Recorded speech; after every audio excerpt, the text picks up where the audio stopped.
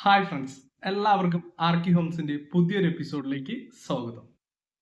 ഇന്ന് നമ്മൾ സംസാരിക്കാൻ പോകുന്ന വിഷയം 1000 സ്ക്വയർ ഫീറ്റ് ഉള്ള ഒരു റൂഫ് കോൺക്രീറ്റ് ചെയ്യാൻ വേണ്ടി എത്ര രൂപ ചിലവ് വരും, അതുപോലെ തന്നെ മെറ്റീരിയലുകൾ എത്ര വേണ്ടി വരും എന്നതിനെ കുറിച്ചിട്ടാണ്. അപ്പോൾ മെറ്റീരിയൽ എങ്ങനെ കണക്കാക്കാം, അത് എങ്ങനെ കാൽക്കുലേറ്റ് ചെയ്തെടുക്കാം എന്നൊക്കെ ഞാൻ ഈ വീഡിയോയിലൂടെ പ്രതിപാദിക്കുന്നുണ്ട്. നിങ്ങൾ അതൊക്കെ സ്കിപ്പ് ചെയ്യാതെ കാണുക. വളരെ ഏതൊരു സാധാരണക്കാരനും മനസ്സിലാവുന്ന രീതിയിലുള്ള കാൽക്കുലേഷൻസ് ആണ് ഞാൻ ഇതിലൂടെ പറയുന്നത്. അപ്പോൾ നമുക്ക് വീഡിയോയിലോട്ട് കിടക്കുന്നതിന് മുന്നേ നിങ്ങൾ ഈ ചാനൽ ആദ്യമായിട്ട് കാണുകയാണെങ്കിൽ ചാനൽ ഒന്ന് സബ്സ്ക്രൈബ് ചെയ്യുക, വീഡിയോ ഒന്ന് ലൈക്ക് ചെയ്യുക. അപ്പോൾ നമുക്ക് വീഡിയോയിലോട്ട് കിടക്കാം. എൻ്റെ പേര് വിവേക്. വീഡിയോയിലോട്ട് എല്ലാവർക്കും സ്വാഗതം. ഞാൻ ഓട്ടോകാഡിൽ 1000 സ്ക്വയർ ഫീറ്റിന്റെ അളവുകളെ കണ്ടെത്തി ഒരു സ്ക്വയറൊക്കെ വരച്ചു. അതിലാണ് ഒരു പ്രസന്റേഷൻ നടത്തുന്നത്. നമുക്ക് ആ വീഡിയോ ഒന്ന് കണ്ടിട്ട് വരാം. ഇതൊരു 1000 സ്ക്വയർ ഫീറ്റ് ഉള്ള റൂഫാണ്. അതിൻ്റെ വിഡ്ത്ത് എന്ന് പറയുന്നത് 10 മീറ്ററും ലെങ്ത് എന്ന് പറയുന്നത് 9.29 മീറ്ററും പിന്നെ റൂഫിൻ്റെ തിക്നെസ് അതായത് ഹൈറ്റ് 10 സെൻറ്റിമീറ്ററുമാണ്.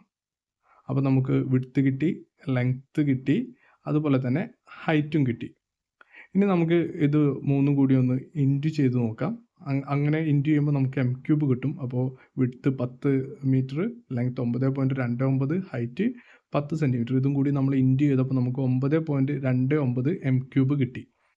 ഇനി നമുക്ക് ഈ റൂഫ് കോൺക്രീറ്റ് ചെയ്യുന്ന റേഷ്യോ ഒന്ന് നോക്കിയിട്ട് വരാം. നമ്മൾ 1:1.5:3 എന്നുള്ള റേഷ്യോയിലാണ് ചെയ്യുന്നത്. അത് M20 ഗ്രേഡ് വരുന്ന മിക്സിംഗ് ആണ്. ഓർഡിനറി കോൺക്രീറ്റ് മിക്സിംഗ് ആണിത്. അതിൽ 1 എന്ന് പറയുന്നത് സിമെൻറ്റിൻ്റെ കണ്ടൻറ്റും 1.5 എന്ന് പറയുന്നത് നമ്മുടെ സാൻഡും പിന്നെ 3 എന്ന് പറയുന്നത് മെറ്റൽ അതായത് ക്രഷ്ഡ് സ്റ്റോൺ എന്നൊക്കെ പറയുന്നതാണ്. അപ്പോൾ ഈ റേഷ്യോ വെച്ചിട്ട് നമുക്ക് ക്വാണ്ടിറ്റി കണ്ടെത്താം. പക്ഷേ അത് കുറച്ച് ഡിഫിക്കൽട്ടാണ്, കുറച്ച് കാൽക്കുലേഷൻ കൂടുതൽ വരും. നമുക്കിപ്പോൾ പെട്ടെന്ന് കണ്ടെത്താം, ഏതൊരാൾക്കും പെട്ടെന്ന് കണ്ടെത്തുന്ന ഇതിലോട്ട് നമുക്ക് നോക്കാം. നമുക്കിപ്പോൾ കിട്ടിയ m³ നമുക്കൊന്ന് യൂണിറ്റ് ആക്കിയിട്ട് മാറ്റാം. ഞങ്ങളവിടെയൊക്കെ യൂണിറ്റിലാണ് സാൻഡ് ഇറക്കുന്നതും മെറ്റൽ ഇറക്കുന്നതൊക്കെ. തെക്കൻ കേരളത്തിലൊക്കെ അതിന് മാറ്റം ഉണ്ടെന്ന് അറിഞ്ഞിട്ടുണ്ട്. പക്ഷേ അത് നിങ്ങളുടെ രീതിയിലേക്ക് കൺവേർട്ട് ചെയ്യാം. അപ്പോൾ m³ നമുക്ക് യൂണിറ്റ് ആക്കാൻ വേണ്ടിയിട്ട് നമുക്ക് കിട്ടിയ വാല്യൂ ഉണ്ടല്ലോ 9.29 നമുക്ക് 2.83 ഡിവൈഡ് ചെയ്ത് നോക്കാം. അപ്പോൾ നമുക്ക് ഡിവൈഡ് ചെയ്യുമ്പോൾ കിട്ടുന്നത് 3.28 യൂണിറ്റ് ആണ്. അപ്പോൾ നമുക്ക് 3.28 യൂണിറ്റ് എന്നുള്ളൊരു വാല്യൂ കിട്ടിയിട്ടുണ്ട്. നമ്മൾ ഇത് വെച്ചിട്ടാണ് ഇനി നമ്മൾ ഇതിലെത്ര ക്വാണ്ടിറ്റികൾ സിമെൻറ്റ്, മണ്ണ്, ക്രഷ്ഡ് സ്റ്റോൺ അതായത് മെറ്റൽസ് ഒക്കെ എത്ര വരുന്നു എന്ന് നോക്കാം. അപ്പോൾ നമുക്ക് കിട്ടിയിട്ടുള്ള വാല്യൂ എന്ന് പറയുന്നത് 3.28 യൂണിറ്റാണ്. ഒരു യൂണിറ്റ് കോൺക്രീറ്റ് ചെയ്യാൻ വേണ്ടിയിട്ട് 25 ബാഗ് സിമെൻറ്റ് വേണ്ടി വരും. അതുപോലെ തന്നെ ഒരു യൂണിറ്റ് കോൺക്രീറ്റിന് 1 യൂണിറ്റ് മെറ്റലും വേണ്ടി വരും. മെറ്റൽ എന്ന് പറഞ്ഞാൽ ക്രഷ്ഡ് സ്റ്റോൺസ്, കോഴ്സ് ആഗ്രിഗേറ്റ്സ്. അതുപോലെ തന്നെ ഒരു യൂണിറ്റ് കോൺക്രീറ്റിന് 0.5 യൂണിറ്റ് സാൻഡും വേണ്ടി വരും. ഞാൻ സാൻഡ് എന്ന് ഉദ്ദേശിച്ചത് സാൻഡാണ്. റിവർ സാൻഡൊന്നും ഇപ്പോൾ കിട്ടാനില്ല. പിന്നെ അതിന് നല്ല വിലയും കൊടുക്കേണ്ടി വരും ഇനി എവിടെന്നെങ്കിലൊക്കെ കിട്ടുന്നുണ്ടെങ്കിൽ തന്നെ. അപ്പോൾ എത്ര യൂണിറ്റ് കോൺക്രീറ്റ് നമുക്ക് വരുമെന്ന് നമുക്ക് മനസ്സിലായി. അതിനൊക്കെ ഉപയോഗിക്കേണ്ട മെറ്റീരിയലും നമുക്ക് മനസ്സിലായി. ഇനി നമുക്ക് ഇതൊക്കെ ഒന്ന് ഇൻറ്റു ചെയ്ത് നോക്കാം. അപ്പോൾ നമ്മുടെ യൂണിറ്റ് 3.28 ഇൻറ്റു 25 ബാഗ് സിമെൻറ്റ്. അപ്പോൾ നമുക്ക് 1000 സ്ക്വയർ ഫീറ്റുള്ള ഒരു റൂഫിന് വേണ്ടി വരുന്നത് 82 ബാഗ് സിമെൻറ്റാണ്. അതുപോലെ തന്നെ മെറ്റൽ നമ്മുടെ യൂണിറ്റ് 3.28 ഇൻറ്റു 1 നമുക്ക് 3.28 യൂണിറ്റ് മെറ്റൽ ആവശ്യമാണ്. അതുപോലെ തന്നെ സാൻഡ് 3.28 ഇൻറ്റു 0.5 നമുക്ക് 1.64 യൂണിറ്റ് സാൻഡും ആവശ്യമാണ്. അപ്പോൾ ഈ മെറ്റീരിയലാണ് നമുക്ക് ആവശ്യമായിട്ടുള്ളത്. അപ്പോൾ 1.64 ആയിട്ടൊന്നും കിട്ടില്ല. ഒന്നെങ്കിൽ 2 യൂണിറ്റ് ഇല്ലെങ്കിൽ 1.5 യൂണിറ്റ് ഒക്കെ ആയിട്ടാണ് കിട്ടുക. അപ്പോൾ നമുക്ക് 2 യൂണിറ്റ് ഇറക്കേണ്ടതായിട്ട് വരും. ഇനി നമുക്ക് സ്റ്റീലുകൾ അതായത് TMT കമ്പികൾ എത്ര വരുമെന്ന് നോക്കാം. ഇത് കുറച്ച് കൺഫ്യൂഷൻ ആവാൻ സാധ്യതയുണ്ട്. പക്ഷേ കൺഫ്യൂഷനൊന്നും ആവേണ്ട ആവശ്യമില്ല. ഇനി ഞാൻ പറഞ്ഞ് കൺഫ്യൂഷൻ ആക്കാതിരുന്നാൽ മതിയാകും. നമ്മുടെ അടുത്ത് വിഡ്ത്തും ലെങ്ത്തും ഒക്കെ ഉണ്ട്. അപ്പോൾ 10 മീറ്ററാണ് നമ്മുടെ വിഡ്ത്ത്. അപ്പോൾ ആ 10 മീറ്റർ വേണ്ടിടത്ത് നമുക്ക് എത്ര കമ്പികൾ ആവശ്യമായിട്ട് വരും എന്ന് നോക്കാം.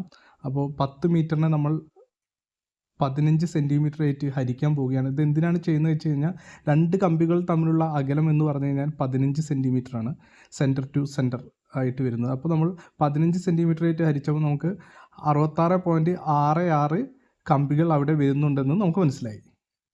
നിങ്ങൾക്ക് വേണമെങ്കിൽ ഡെസിമൽ സംഖ്യകളൊക്കെ ഒന്ന് റൗണ്ട് ചെയ്ത് പിടിക്കാവുന്നതാണ്. ഞാനത് ചെയ്തിട്ടില്ലെന്ന് മാത്രം. ഇനി നമുക്ക് അവിടെ ഉപയോഗിക്കുന്ന ഒരു കമ്പിയുടെ ലെങ്ത്ത് എത്രയാണെന്ന് നോക്കാം. അപ്പോൾ നമ്മൾ വെർട്ടിക്കലായിട്ട് ഉപയോഗിക്കുന്ന ഒരു കമ്പിയുടെ ലെങ്ത്ത് നമ്മുടെ ആ സൈഡിലെ ഡയമെൻഷൻ 9.29 മീറ്ററാണ്. അതിനെ 5 സെൻറ്റിമീറ്റർ ആയിട്ട് നമ്മൾ കുറയ്ക്കണം. അതെന്തിനാണെന്ന് വെച്ച് കഴിഞ്ഞാൽ 2 സൈഡിലും നമുക്ക് 2.5 സെൻറ്റിമീറ്റർ വെച്ചിട്ട് നമുക്ക് കവറിങ് കൊടുക്കേണ്ടി വരും. അപ്പോൾ കവറിങ് രണ്ട് സൈഡിലും കൂടി പ്ലസ് ചെയ്ത് കഴിഞ്ഞാൽ 5 സെൻറ്റിമീറ്റർ വരും. അപ്പോൾ അത് നമുക്ക് ഈ 9.29 നിന്ന് കുറച്ചിട്ടുള്ള വാല്യൂ നമുക്ക് എഴുതണം. അപ്പോൾ 9.24 വരും ഒരു കമ്പിയുടെ ലെങ്ത്ത്. ആ സൈഡിൽ ഉപയോഗിക്കുന്ന ഒരു കമ്പിയുടെ ലെങ്ത്ത് 9.24 വരും. ഇനി നിങ്ങൾ ക്രാങ്കൊക്കെ ചെയ്യുന്നുണ്ടെങ്കിൽ അതിപ്പോൾ രണ്ട് സൈഡിലും ഒരു 10 സെൻറ്റിമീറ്റേഴ്സ് വെച്ചിട്ട് നമ്മളൊന്ന് ഇതിൽ പ്ലസ് ചെയ്ത് കൊടുക്കണം. എന്തെന്ന് വെച്ചാൽ രണ്ട് സൈഡിലായിട്ട് 20 സെൻറ്റിമീറ്റർ വെച്ചിട്ട് നമുക്ക് പ്ലസ് ചെയ്ത് കൊടുക്കണം. അങ്ങനെ നമ്മളിപ്പോൾ ഒരു സൈഡിലെ നമ്പേഴ്സ് കണ്ടു, അതുപോലെ തന്നെ ഒരു കമ്പിയുടെ ലെങ്ത്ത് എത്രയാണെന്ന് കണ്ടു, അതുപോലെ തന്നെ മറ്റേ സൈഡിലെയും കാണാം. അപ്പോൾ നമ്മൾ 9.29 മറ്റേ സൈഡിലെ 9.29 15 സെൻറ്റിമീറ്റർ ആയിട്ട് നമ്മൾ ഡിവൈഡ് ചെയ്തപ്പോൾ നമുക്ക് 61.93 കമ്പികൾ അവിടെ വേണ്ടി വരുമെന്ന് നമുക്ക് മനസ്സിലായി എണ്ണം. അപ്പോൾ ലെങ്ത്ത് ഓഫ് 1 ബാറിൻ്റെ നമ്മൾ 10 സെൻറ്റിമീറ്ററിനെ നമ്മൾ 5 സെൻറ്റിമീറ്റർ 10 മീറ്ററിനെ 5 സെൻറ്റിമീറ്റർ ആയിട്ട് നമ്മൾ കുറച്ചു. പിന്നെ അപ്പോൾ നമുക്ക് ഒരു ബാറിൻ്റെ ലെങ്ത്ത് എത്രയെന്ന് മനസ്സിലായി. 9.95 മീറ്ററാണ് ഒരു ബാറിൻ്റെ ലെങ്ത്ത് എന്ന് മനസ്സിലായി. ഇനി നമുക്ക് ടോട്ടൽ എത്ര മീറ്റർ കമ്പി വേണ്ടി വരുമെന്ന് നോക്കാം. നമ്മുടെ വിഡ്ത്ത് ബേസിൽ 66.66 നമ്പേഴ്സ് കമ്പികളുമായിട്ട് അവിടുത്തെ ഒരു സ്റ്റീൽ ബാറിൻ്റെ ലെങ്ത്തായ 9.24 മീറ്ററായിട്ട് ഇൻറ്റു ചെയ്തപ്പോൾ 615.93 മീറ്റർ കമ്പികൾ അവിടെ ആവശ്യമാണെന്ന് നമുക്ക് കണ്ടെത്താൻ കഴിഞ്ഞു. അപ്പോൾ നമ്മൾ രണ്ടാമത്തെ ലെങ്ത്ത് ബേസിൽ നോക്കുമ്പോൾ 61.93 നമ്പേഴ്സുമായിട്ട് അവിടുത്തെ ഒരു കമ്പിയുടെ ലെങ്ത്തായി 9.95 ഇൻറ്റു ചെയ്തപ്പോൾ 616.20 മീറ്റർ കമ്പി അവിടെ ആവശ്യമാണെന്ന് മനസ്സിലായി. അങ്ങനെ അതിൻ്റെ രണ്ടും കൂടി ടോട്ടൽ ചെയ്തപ്പോൾ 1232.13 മീറ്റർ ടോട്ടൽ കമ്പികൾ വേണമെന്ന് മനസ്സിലായി. അപ്പോൾ നമുക്ക് വേറൊരു ഇമ്പോർട്ടൻ്റ് ആയിട്ടുള്ള ഘടകം നോക്കാം. 1 മീറ്റർ ലെങ്ത്തിൽ 8 mm ഡയാ സ്റ്റീൽ ബാറിൻ്റെ വെയിറ്റ് എന്ന് പറയുന്നത് 0.400 kg ആണ്. 0.395 ഉപയോഗിക്കാറുണ്ട്, ഞാൻ റൗണ്ട് ചെയ്ത് പിടിച്ചു തന്നുള്ളൂ. അങ്ങനെ അപ്പോൾ നമ്മൾ 0.400 ഇൻറ്റു നമ്മുടെ ടോട്ടൽ ലെങ്ത്തായ 1232.13 ഇൻറ്റു ചെയ്തപ്പോൾ നമുക്ക് 492.85 kg നമുക്ക് മൊത്തത്തിൽ 1000 സ്ക്വയർ ഫീറ്റിന് ആവശ്യമാണെന്ന്. ഇനിയിപ്പോൾ നിങ്ങൾ 8 mm കമ്പിയല്ല ഉപയോഗിക്കുന്നത്, ഒരു 10 mm കമ്പിയൊക്കെ ആണെങ്കിൽ അതിൻ്റെ 1 മീറ്ററിൻ്റെ വെയിറ്റ് വ്യത്യാസമുണ്ട്. അപ്പോൾ അതിൻ്റെ ചാർട്ട് ഞാനിവിടെ കൊടുത്തേക്കാം. നിങ്ങൾ അത് വെച്ച് കാൽക്കുലേറ്റ് ചെയ്ത് കഴിഞ്ഞാൽ നിങ്ങൾക്ക് അത് ഫൈൻഡ് ചെയ്യാവുന്നതാണ്. അപ്പോൾ എത്ര കമ്പി വേണമെന്നും കിട്ടിയിരിക്കുകയാണ്. അപ്പോൾ നമുക്ക് മെറ്റീരിയലിൻ്റെ അളവൊക്കെ കിട്ടി. ഇനി നമുക്ക് ഇപ്പോഴത്തെ മാർക്കറ്റ് പ്രൈസ് വെച്ചിട്ട് നമുക്ക് അതൊന്ന് ഇൻറ്റു ചെയ്ത് നോക്കാം.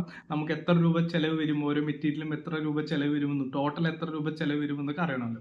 അപ്പോൾ നമുക്ക് 82 ചാക്ക് സിമെൻ്റ് ആണ് 1000 സ്ക്വയർ ഫീറ്റ് ഉള്ള ഒരു വീട് 1:1.5:3 എന്നുള്ള റേഷ്യോയിൽ നമുക്ക് കോൺക്രീറ്റ് ചെയ്ത് കൊടുക്കാൻ വേണ്ടി ആവശ്യമുള്ളത്. അപ്പോൾ ഇപ്പോൾ ഒരു സ്റ്റാൻഡേർഡ് സിമെൻറ്റിൻ്റെ ഒക്കെ ഒരു പ്രൈസ് എന്ന് പറഞ്ഞു കഴിഞ്ഞാൽ ഒരു 340 രൂപയൊക്കെയാണ്. അപ്പോൾ 82 × 340 27,880 രൂപ നമുക്ക് സിമെൻറ്റ് പർച്ചേസ് ചെയ്യാൻ വേണ്ടി മാത്രം വന്നിട്ടുണ്ട്. അതുപോലെ തന്നെ നമുക്ക് മെറ്റൽ ക്രഷ്ഡ് സ്റ്റോൺ നമുക്ക് 3.28 യൂണിറ്റ് ആണ് ആവശ്യമായിട്ട് വന്നിട്ടുള്ളത്. അപ്പോൾ നമുക്ക് 3.28 യൂണിറ്റ് ആയിട്ടൊന്നും നമുക്ക് കിട്ടില്ല, നമ്മൾ ഒരു 3.5 യൂണിറ്റ് ഒക്കെ ആയിട്ട് ഇറക്കേണ്ടി വരും.